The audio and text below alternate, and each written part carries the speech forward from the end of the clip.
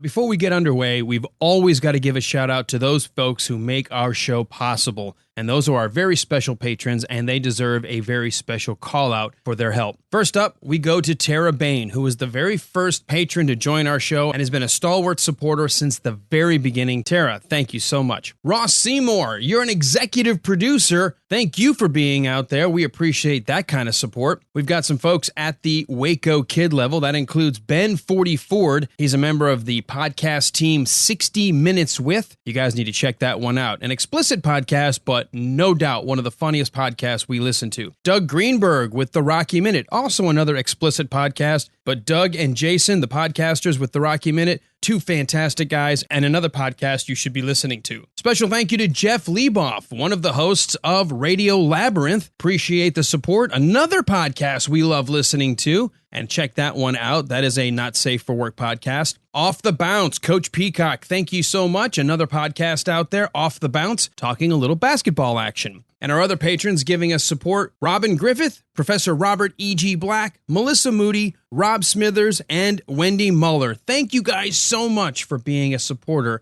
of the Wilder Ride. Well, we're on hiatus with the regular season, but we are in the midst of our Patreon season. We already brought you The Big Lebowski, and so today let's get to our second film we're doing in the off-season. Hello. My name is Inigo Montoya. You killed my father. Prepare to die. He didn't fall? Inconceivable. You keep using that word. I don't think it means what you think it means. To the death. No! To the pain. I don't think I'm quite familiar with that phrase. I'll explain, and I'll use small words that you'll be sure to understand, you warthog-faced buffoon. Who are you? No one of consequence. I must know. Get used to disappointment. You fell victim to one of the classic blunders. The most famous is never get involved in a land war in Asia, but only slightly less well known is this: never go in against a Sicilian when death is on the line.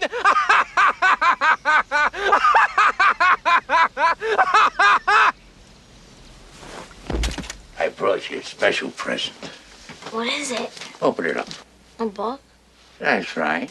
When I was your age, television was called books. And this is a special book. Is it got any sports in it? Are you kidding? Fencing, fighting, torture, revenge, giants, monsters, chases, escapes, true love, miracles. She can't look lovingly into your eyes if she's... Is that what that is? Is that what those flames are? Generally, I feel the warmth in the cockles of my heart. Maybe That's below not the where I was cockles. aiming. Maybe in the subcockle area. You said cockle. Oh, golly. So whose idea was this, Alan? This was you. This was all you. You called me and you said, hey, since we're doing these sort of special shows and we want to kind of mix up guests, We let's really bring want to make it special. let's bring the Let's wives invite some in. special people. Let's bring the specialist This people could we get know. nasty. He said, let's do that. We'll tell everybody, because it's not our normal show. We'll just admit these are our wives and we're going to just have some fun. It's just a couples thing. And Well, since Susan finally, after like being on 14 episodes, finally said, okay, I'm in a corner. In order to make this point, I've got to tell everybody we are married. yes. As embarrassing I have as to that admit is, I have to admit to make my point that we are married. Oh, yeah, the coughing's not going to help me right now. Because the problem with the coughing is I don't have multi-track, which means I have to keep it in the final. Right. So I can't go, oh, let me just cut that out. There's Walt like, oh, he's gone into a tunnel. This is because I waited in line a long time at Arby's yesterday, and when I got to Wait a the minute. window, the girl who was going to touch my food and my money is like, excuse me. Like, they made her come to work when she's handling people's food and credit cards. Could you just lick that to make it faster and easier? Yes, if you could Do we need to make a manhandle- CVS run for cough drops for the two of you before we Coughing start is just recording? She works in a coal mine. When you got like, She's a 3-pack a dayer. She's got black lung from being down in the bowels of the. We'll just make occasional sounds. That's her oxygen. All right. Well, definitely. You went totally sideways in years. If you're going to turn sideways, that's fine. Make sure that you're still kind of. Don't. It's like we got to do like with Lexi. I got to give you the opposite of what I want you to do. Well, you said turn it sideways. No, you went into it. You were talking it this way. Because I was talking to her. Right. So if you, that's what I'm saying. If But you're we're gonna not recording. We're just talking. Oh. Okay. Right. Oh, we're not. We're not recording. Are we recording right now? We have been. Well,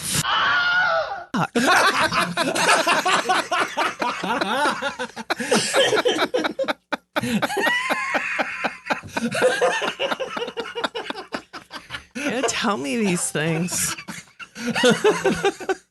Okay. I think we're ready to start rolling. Well, they had to do that to test the levels.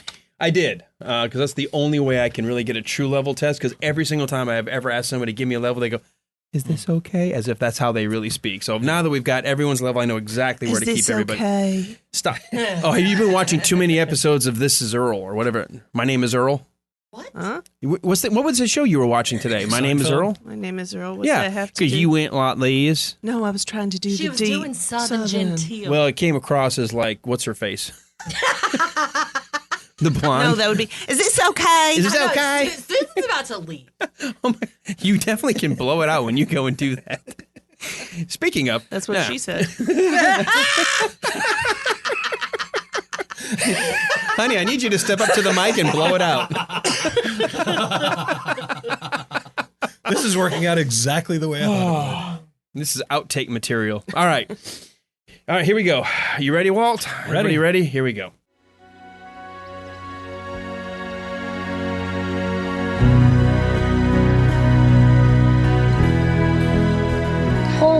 Hold it. What is this? Are you trying to trick me? And where's the sports? Is this a kissing book? Wait, just wait. When's it get good? Keep your shirt on. Let me read. Hey everyone, welcome back to our Patreon shows. We are doing these on the off season between our Season 2 and Season 3, and we appreciate everybody joining us. I'm Alan Sanders, I'm your host. I am your co-host, Walt Murray. And we just got done with The Big Lebowski, and so now we're on to our new film. And Walt, before we introduce the film, well, of course everybody has read the title at this point, so it's probably not a big surprise. Let's talk about, this was your idea. Yes, it was my idea. My daughter's trying to claim credit for it. We'll see how it comes out. That's how we'll decide. But we've been talking about what guests to have on, what would be fun to do. And somehow I came up with the idea that it would be fun to get Susan, who has finally admitted that she is Alan's wife, and my wife, Amy, to come in and join us. So we have two guests in our studio right now getting ready for this podcast recording session. Susan, you're comfortable with the show. You've been here before, but welcome. Thanks for joining us again.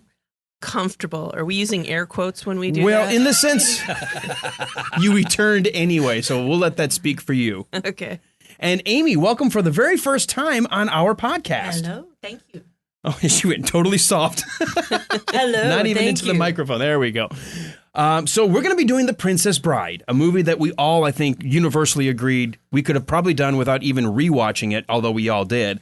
But it's been a movie I know I've personally loved since the very first time I rented it, not knowing what it was I was renting. Well, and I think over the years that Amy and I have been married, and of course this does answer a lot of listener questions of who would put up with these two idiots.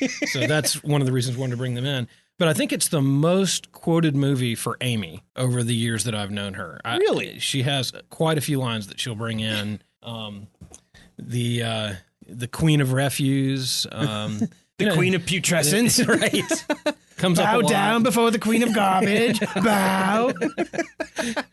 And that's what she is, the Queen of Refuse. So bow down to her if you want. Bow to her. Bow to the Queen of Slime, the Queen of Filth, the Queen of Putrescence. Boo! Boo! So, and I'm trying to think. She'll throw them out as we go, but I think this is her most quoted movie, if I can remember right. All right, well, let's go through. We'll go to Amy first, since she is the latest member of our cast to come into the studio. I mentioned this was one of the, it affected me the very first time seeing it when it came out. It was released in theaters in 1987. I remember, 1987, but it didn't come out on video until maybe 89 or 90, and I never saw it in the theater. I remember seeing previews for it. So I really didn't know what I was about to watch when I went to the Blockbuster to rent the movie. And I was blown away. But I want to hear you. Do you remember your first time seeing it, your thoughts of The Princess Bride? I do remember. I was with a group on a mission trip, and someone recommended this movie, and I, like you, had no idea what I was about to see. I had not even heard of it, and that was in the early 90s. By the time I saw this movie. So when you first went through it, tell us a little bit about your thoughts, and then how many times did you go back and rewatch it? Or was it one of those movies you didn't get right away, or did it click and become one of those movies, I got to watch it again? There were some funny parts. I wasn't necessarily in love with the movie, but then I had to watch it again, and then it became more appealing. Mm-hmm. So I've seen it many times since. Can't even put a number on it, but I found it, I guess, very also intellectual, even though it's a really, really stupid movie. And I don't mean stupidly made, but it's so ridiculous. There's a lot of smart humor in it. A lot of things you got to pay attention to, and things you can still discover as you rewatch the movie. Walt, what about you? Do you remember your first time watching The Princess Bride? I know it was sometime. I don't think I saw it in the theaters, but it probably when it first came out on video. A couple of my friends were just raving about it. And I don't even really remember it being in theaters. You know, I don't really remember it coming out. But see, I remember seeing the trailers for it because I remember they always played that one moment where you see Billy Crystal and Carol Kane dressed up as Miracle Max and Valerie going, "Have fun storming the castle." Yeah. And I always thought, okay, that sounds like it might be a funny movie. But then the rest of the trailer, I was like, I can't figure out what that movie is. And I had other things I was interested in, like putting gas in my car and still graduating high school when it was in the theater. So I didn't go to the theater to see it. Yeah, that would have been my freshman or sophomore year of college. So I think it just wasn't on my radar when it came out. I was going to say, I think you were maybe in Yugoslavia or the Philippines. Oh, that's right, because it came out in the summer, so I was probably overseas. Susan, what about you? What did your first recollections of ever seeing The Princess Bride? Honestly, I can't remember. I know it wasn't in the theater. I'm pretty sure it was maybe sometime in college or shortly after college. I know I was with some friends because I remember laughing and really enjoying it, not knowing what we were watching at first.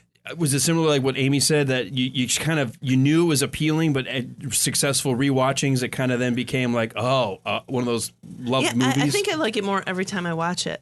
And it doesn't, there's some movies you've seen once you don't want to see again. This is one you can put in your library that, I'm in the mood for that, and you can watch it over and over again. It truly is what Peter Falk says. This story has something for everyone. It really does. Yeah. You know, when he comes and tells a kid, it's got sports, it's got action, it's got romance, it's got excitement, it's got intrigue, and it's got everything. It really does. And I like Peter Falk's narration. I think that adds a real layer that makes this movie so much stronger. And you wouldn't necessarily line up and say, hey, Peter Falk would be a great guy. He's got a perfect voice for narration. But it fits this movie so perfectly, and he just does a fantastic job of setting the tone for it. I think that's what threw me the first time watching it, is this mix of it's a story being read in the real world to a kid in bed by his grandfather, and they sometimes interrupt, they sometimes voice over what's happening, and just in the middle of action, they come back to him. And it threw me a little, but now I find that to be one of the most charming parts of the movie, that here's Grandpa reading his favorite book that was read to him by his father, and he's reading it now to this kid. And Fred Savage was such a little cutie pie. And they are believable as grandfather and grandson. And even I don't think that's supposed to be his daughter, but the mom also looks like Fred a little, and so it looks like a believable family. And Fred Savage does kind of a cool job too, because at first he's kind of like most kids would be like, do we have to read the story? And then he really gets into it. So his character is really great, and he does a perfect job playing him. Yeah, this is before he landed the Wonder Years. About 2 years before? Yeah. And before he went through puberty and started looking awkward. And then came back and redid it for Deadpool 2, the PG-13 version of the movie. What was it called? One Night of Deadpool, or was it the night before? I can't remember. They released it as that special version of Deadpool 2 where they edited out all of the stuff that made it R-rated, but they put all the scenes, they recreated this whole grandfather Fred Savage scene. Oh, I didn't see it. I was going to say if they took out all the R-rated scene, Once Upon a Deadpool. 3 minutes long? Yeah, just about. Apparently they come back and forth the whole movie, the whole re-edit of the movie. They Oh, really? Yeah, they have him. If you haven't seen it, it's definitely funny. Well, let's start off at the very beginning with the opening scene. I had never really considered the time of year for the grandfather and the kid until going back and rewatching it just yesterday. Does anybody have any idea what time of year it is for the kid sitting in home sick in bed? Well, it has to be winter because the grandfather has a coat on. Okay. And there's a handmade Santa hanging on the closet door. Yeah, I'm thinking it's holiday break. And Christmas in July. As a kid, when's the worst time ever? Have you ever been sick over Christmas? I have. Especially like Power through. Well, no, but I mean, there's nothing worse, especially when everybody's doing something in the other room and you're in bed. That's the worst. I don't think I ever was as a kid, but last year I was, and it was great. Close the door. Okay, that was not great because I was this. also sick. It was so miserable. there was no one to take care of him. I don't have So to the partake. kids are in charge. Yeah, which was like Baboon Fest. So. All right, so the very beginning, he starts into the storytelling, and he tells his kid, he's like, a book? He's like, well, yeah, when I was a kid, television shows were called books. Such a grandpa thing to say. And starts to read, and it does start off almost like a fairy tale with Farm Boy and the girl that lives on the farm. They never really tell us who she is. She just lives on the farm, and he's the farm boy. Well, before we get too far, think about what you're just saying about him being like, oh, a book, I want to watch TV. Think about it now, where the proliferation of the smartphone, where like yesterday, I'm walking around the house watching football on my phone. Mm-hmm. And think about how different that would be even now, 20-something years later, 25 or so years later, 30 years later, how we've so permeated culture with our electronic devices that it wouldn't even be what's on TV. I want to stare into my smartphone all day instead of reading a book. Well, he also was playing a video game. That's true. He was. Yeah, in fact, he was playing Hardball, a game I actually owned when I had a Commodore 64. Yeah. But the reason I couldn't figure it out right away is the sounds are not the same. Yeah, they imported some other sounds from a different game to make it sound different. But it's the game Hardball, which was a baseball kind of simulated game where you could play baseball against the computer or against a friend. Yeah, and I remember having that game, but I was the same way. I can't figure out where those sounds come from. No, in fact, if somebody's listening right now, you want to leave us a message on our Facebook page or whatever, that'd be awesome. It almost sounded like a Donkey Kong kind of sound effect or something like the doop, doop, doop, doop, doop when he was walking to the base.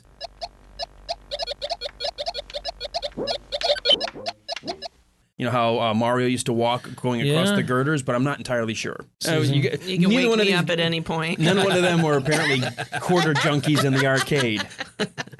My eyes are starting to glaze over. So, that whole opening scene, then going straight into the actual telling of the story, apparently Cary Elwes and Robin Wright fell for each other immediately. And I think you can sense that through a lot of their scenes together. They were a bit smitten with one another. Really? Were they a real couple after the movie? I don't know about after. Yeah. They definitely said during it that there was you could sense that there was more than just acting going on between them. Well, they kept reshooting that kissing scene the last over one, and over and over again. When they knew they were going to have to rap. Yeah, there was something wrong with that. And so they kept redoing that scene. They did it like 12 times. Mm-hmm. That last one, the one that the kid said, I guess it's okay. Here's something funny. Did you guys notice this? Every single time, Fred Savage's character, the grandson, always comments on the kissing, and it usually pulls us out, except one. That last one. No, not the last one. Remember? No. He comments on the last one. I know which one it is. The one on the bed. On the bed. Do you remember that? Mm-mm. When she's about to kill herself, and he has stumbled in, is lying on her bed, and she comes over and starts kissing him, and he's like, easy. The kid never interrupts in that moment. It's the only time in the story the kid doesn't interrupt with a kiss. Huh. Well, it's because he knows he's been dead most of the day, and so he doesn't want to, Partly dead. Partly dead. He's been mostly dead. Mostly dead. If he's still, that means he's still a little alive. Now, you know what Miracle Max says, all you can do with somebody who's all dead. Do you remember?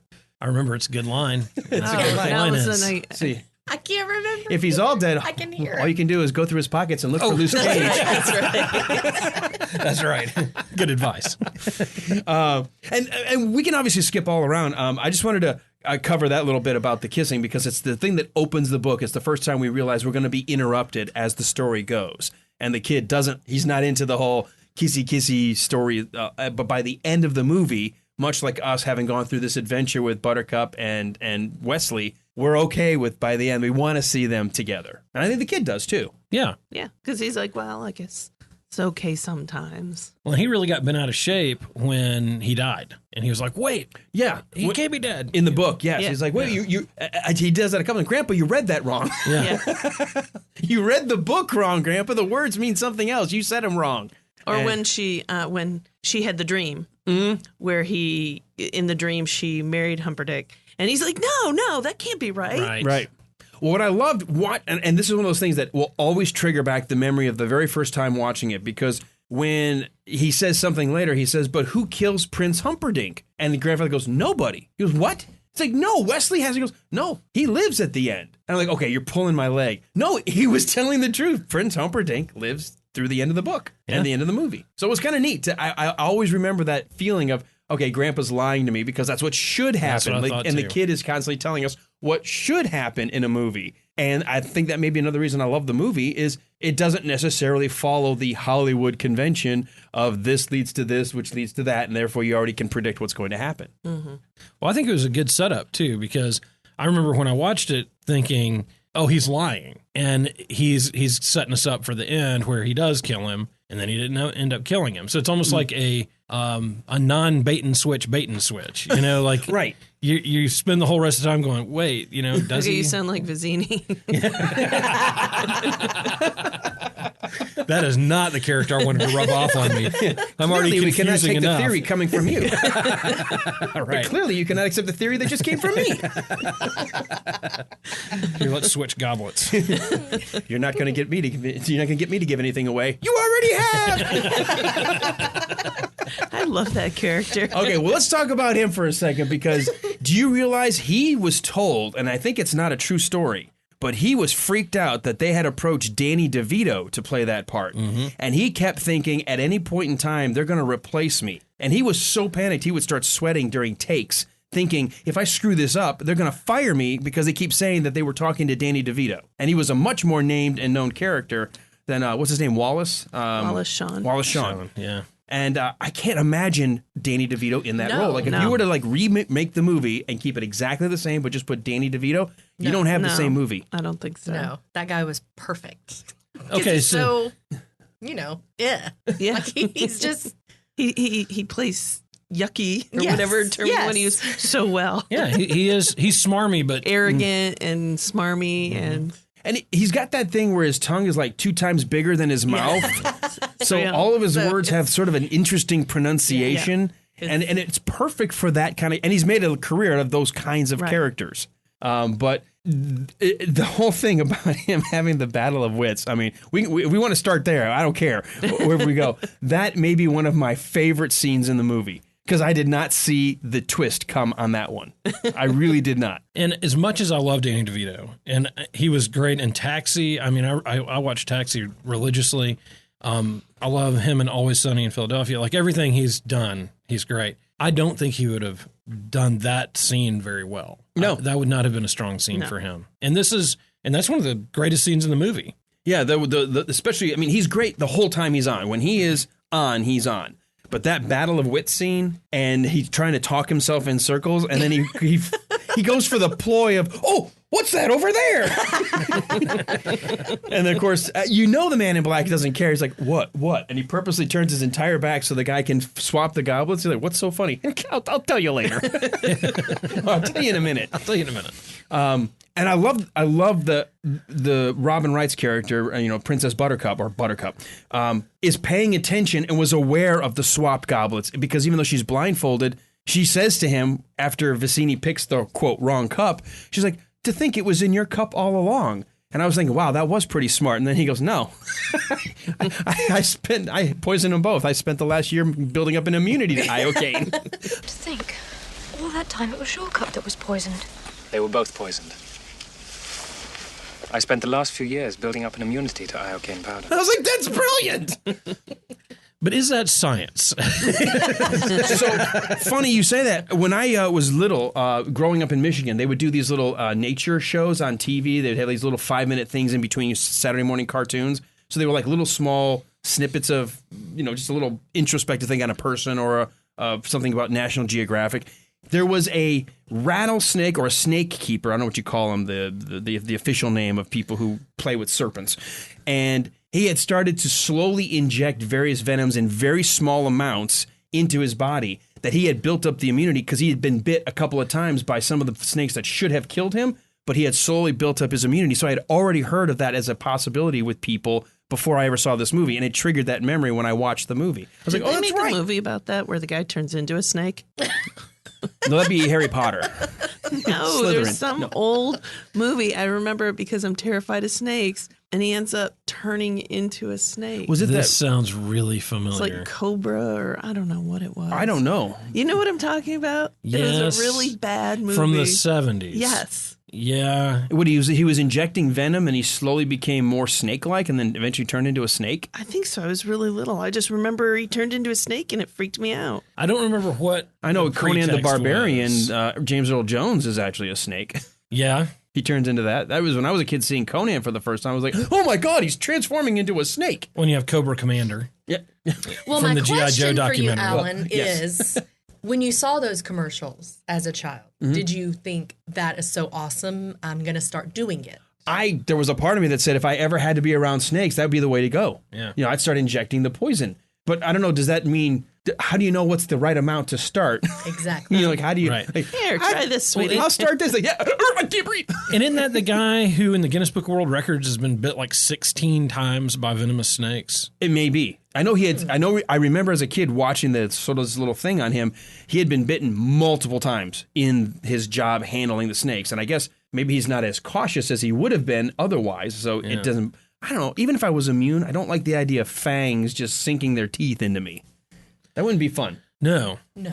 And one of the big dangers, of course, is the infection more than the poison. Yeah, that's true. And really what I thought you were going to say is growing up in Detroit, we drank the water there and it was so full of stuff that I'm now immune to like all kinds of toxins and lead. It could I explain. am immune to. Wait, what was it called? It could iocane. iocane. I bet my life on it. I am immune to iocane. It is odorless So- and tasteless. But I found the name of the movie. what's the movie? I was going to say, is it that movie that's all S's? I was like, I don't know if it's that. And it was a real piece of garbage. Who was in that? Horrible, horrible, bad, terrible movie. Starring Strother Martin, Dirk Benedict, and Heather That's Lindsay. why Oh my Dirk Benedict, because gosh. our buddies BK and Clark said they brought that up to Dirk Benedict That's at right. Dragon Con or something. And he goes, oh my God, you remember that movie? Because everybody comes up to about Battlestar Oh, I thought that's where they were 18. banned from. Maybe that's the Dragon story they Con. told me. Like, get him out of here, get him out of here. I thought we had bought up all those copies of the movie and burned them. Well, and of course, Strother Martin was in Slapshot, which is my favorite comedy of all time. And that's right. Now I remember. Gosh, I wonder. There's no way you could watch that movie now. I mean, there's no way it's anywhere. No, there are certain movies, and we've talked about this before in various areas of radio and other things, that they survive in a much better state in your memory than to go Right. back and revisit. Because I did that with the movie Willow once. When my kids were a little bit younger, I think they loved Lord of the Rings. I'm like, oh, here's a movie that you might like too.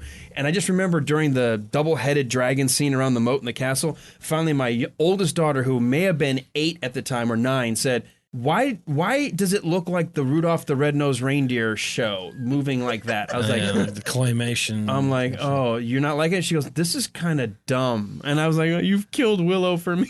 So Well, I I've have never to gone back. admit, one of Walt's favorite shows as a child was Emergency. You can get closer. And when he watches that show, I'm just like, how can you watch this? Compared to today's police shows, but even to shows in the 80s and early 90s, those were like 1,000 times better than 1 Adam 12. I was watching. 1 Adam 12. I was working yesterday on a Saturday. I was the only one in the office. I was actually watching Emergency. It's on some new network that just popped up, and I was like, "Oh, Emergency and Adam 12. I guess I'll turn that on." So you are big into like the Me TV or the Oh yeah, I what's it, love the that TV Land, the old stuff like that. 70s, 80s nostalgic stuff. Yeah. I've been doing that lately with Hulu because they have a lot of the old Oh, shows. yeah. I've been Yeah. watching Little House on the Prairie. And Amazon Prime has a bunch of a bunch of 70s and 80s stuff too. So Little House on the Prairie got really weird closer to the end because they were bringing modern problems into. Yeah. I stopped Prairie watching world. it. Yeah. Right. So when we were little, We had those- drug addicts and you know things like that. I was thinking when Albert got addicted to whatever morphine and yeah. I mean, they and had Apollo 13 had the problems. they had people that were addicted to laudanum. A lot of people took that as a quote for headaches, and then a lot of people right, got but I think what they hooked on did it. is they ran out of the sweet prairie problems and said, they started bringing okay, more. let's start making, you know. Yeah, it's no longer stuff like the outhouse isn't deep enough. It's now stuff like and dang, our crop's gone Well, again. At some point, how many times can either the crops burn, the drought happen, the smallpox? How many times can the general store owner's wife try to vindictively she's ruin such a everybody's bitch. lives? She's so mean. My favorite conversation between Harriet and Carolyn was Harriet, mean old Harriet goes, "Well, I never." And then Carolyn says, "Then don't." They don't. Every single time, and I'm trying to figure out when I was a kid, why is the husband still married to her? Because he seems so nice, and yet he stayed with her while she was just so conniving. Because and it was like always up. 1837, and Yep, I guess. people just stayed together until you know They did have one episode where they separated. And he did meet someone. Do you remember that episode? Wait a Nels minute. went to the No. home of some lady that he met. Do you know what I'm talking about? Nothing came of it. Nothing untoward. It is untoward. He did go back home. But I'm thinking also, wasn't Harriet the one with money? Yes. Like, isn't she She why had they her own a checking store? account. Money. So I think maybe he knew I can't have this store Maybe. if I leave. Let me go ahead and get you still. You keep Sorry. fading 'cause when you're talking soft, you're too far away. I'm afraid to talk loud. it's I'm okay. the loudest I person in can- the world. I You can know, handle I those think Nels levels. used to use the term "as you wish," but in a different context than Wesley. As you wish, dear. Yes, I think he did. Okay, so then thanks for bringing us back to the movie we're here to I'm be good talking like about, Princess Bride.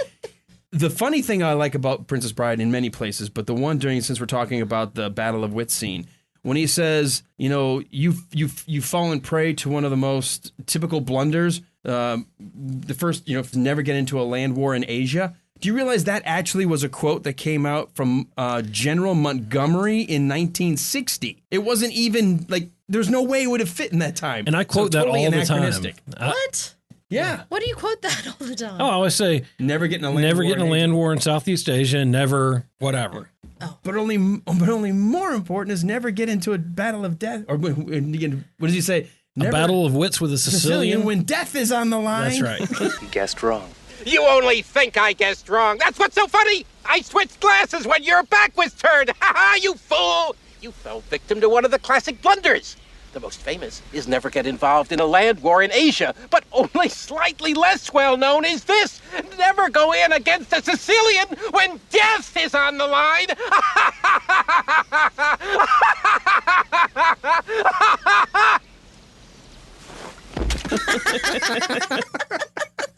And okay, do you laugh still every single time he is halfway through his mad cackle and he just goes and falls out of over. falls completely Yep, out every of night. frame. Because you get into he's got such a good cadence with it, and so you kind of flow, and then all of a sudden he just stops and keels He's over. crazy. He's gone. He doesn't even there's no dawning recognition on his face that, oh, I've just been poisoned. It's just like, he's gone. It's a great comic death. It is. It is a fantastic comic death. I mean, and one of the only there, you know, he stabs a few of the Count kind of Rugen, minion guys. Count Rugen is killed. Yeah. And then, like, the four guys in the hallway guards. who Count Rugen tries that's to it. get That's into. the 6 bodies. Yeah. That's it. There's only 6 bodies killed. Because I was like, I had read a body count of 6. I was like, I only knew of 2, but you're right. The 4 people guards that and he sends to attack Inigo as they're making their way to find the princess, and he's on his way to find the Six-Fingered Humperdinck. Man. Oh yeah, that's right. Yeah, to find Count Rugen. And that will bring us to the end for this week. Don't worry, we've got more coming your way next week. Same time. Every Wednesday, we drop a new episode. and we will continue our discussion of The Princess Bride. In the meantime, don't forget the website, thewilderride.com. You can find us on Facebook, facebook.com/The Wilder Ride. We're also on Twitter and Instagram. And help us spread the word. Let people know about our show and about our listeners group so that way they can get involved as we continue to work through our Patreon season and inch ever closer to season 3 of the regular show, where we will break down Silver Streak 1 minute of the movie at a time. Until next week. The end. Now I think you ought to go to sleep. So long. Grandpa, maybe you could come over and read it again to me tomorrow. As you wish.